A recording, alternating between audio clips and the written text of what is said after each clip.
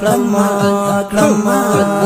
بتا پر زکی تسنس دیو بندی یما کلم بتا پر زکی تسنس دیو بندی یما گذر بدر کا و زبردست دیو بندی یما رازدت تیار یم رازدت تیار یم نحمده ونصلي على رسوله الكريم. محترم مسلمانانو، یو صیفی بدعاتی مولا دی او دسا اعتراضونه په تبلیغی حضراتو باندې کړي دي، نو زاد الله رب عزت په فضل سره د هغه اعتراضونو جوابونه کوم. نو دا صیفی بدعاتی مولاوی وای د تبلیغانو عقاید چې کوم دی ټیک نه دي، وای ځکه چې دیو د تبلیغ د فاره علم شرط نه مني. نو دی وای چې بغیر د علم نه هغه تبلیغ کول صحیح نه دي. او دریم نمبر تبلیغ د پاره دوی علم شرط نه ګڼي، بس چې درې ورځې ولګولې وي بس ته تبلیغ کولی شي. نو اول نمبر خبره دا ده چې الله رب عزت قرآن پاک کې سلورم سپاره کې فرمایي اعوذ بالله من الشیطان الرجیم کنتم خیر امة اخرجت للناس تأمرون بالمعروف وتنهون عن المنکر. نو په دې آیات شریف کې د امت ته چې کوم دی هغه غور امت ویل شوی دی. نو په دې آیت شریف کې په دې امت کې د علماو ذکر شوی دی چې علما پکې غوره دي چې دیو امر بالمعروف او نهی عن المنکر کوي، او کنا دا ټول امت د دینه مراد دی. څوک چې هم امر بالمعروف کوي او نهی عن المنکر کوي دا غوره امت ته. نو د دې وضاحت په دا صیفی مولاو کې د مخکینی مفسرین حوالی به پیش کې، د خپل صیفیانو بدعتیانو حوالی به نه پیش کې چې مخکینی مفسرین دا خبره لیکلې ده چې د دې آیت شریف عامی تبلیغی بهر دی او په دې کې علما شامل دي. دغه رنګي حدیث مبارک کې راځي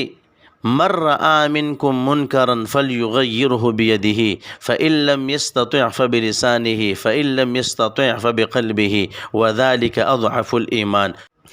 نو تاسو خیالو کوي په دې حدیث مبارک کې من رأى منكم څوک چې تاسو نو ویني، په دې کې څه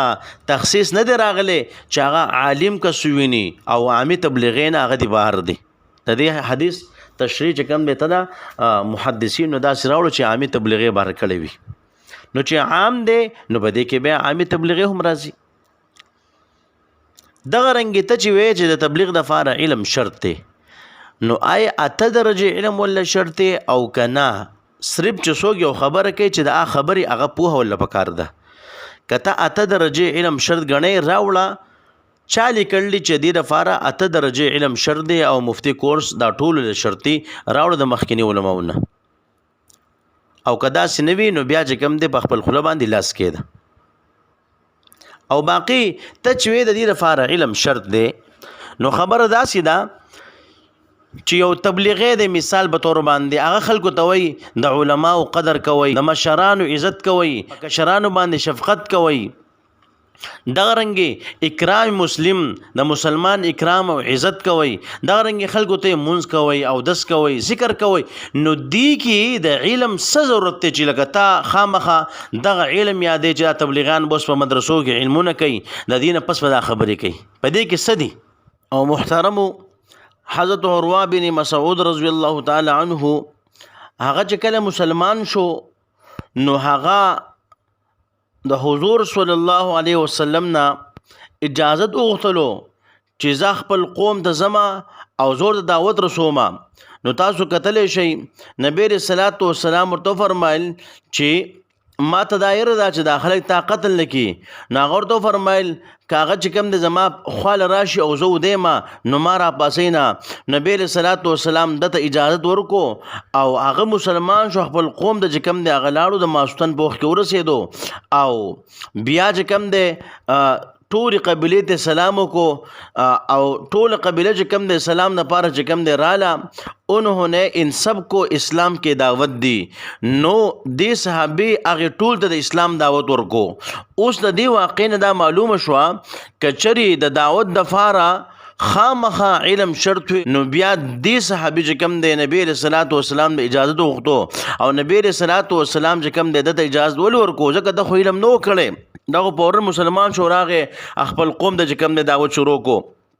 نو د کم ځای چې کم د علم کړي او د 100 درجه ویلې وي د دې وضاحت چې کم د ستانه غواړم.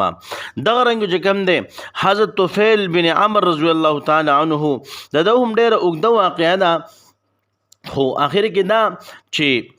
هم د نبی رسول الله والسلام چې کوم دی هغه اجازه وغوښتلو نو نبی رسول الله والسلام چې کوم دی هغه د اسلام پیش کو او دا فرمای چې کوم دی ماته قرآن پاک چې کوم دی هغه ولوستلو نو بیا چې کوم دی فرمای چنانچہ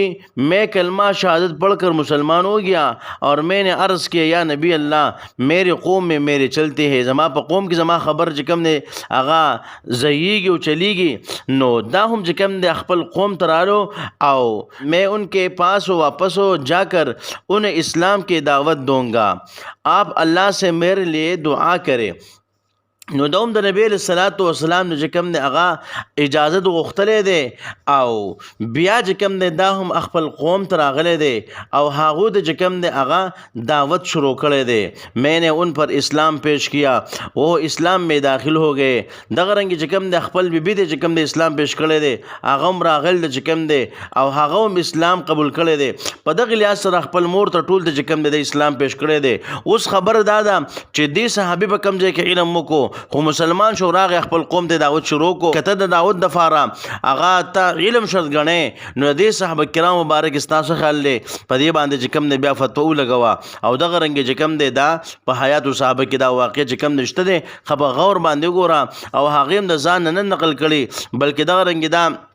ابو نعیم رحم الله چې کوم دی دا واقع نقل کړی دا دغه رنګ چې کوم دی هغه طبرانی کې دا واقع شته دی دغه رنګ چې کوم دی حاکم کې دا واقع شته دی. نو د دې جواب چې کوم دستانه غواړم ته داود د فار علم شرط غنې د دې واقعات سب چې کوم دی تسکه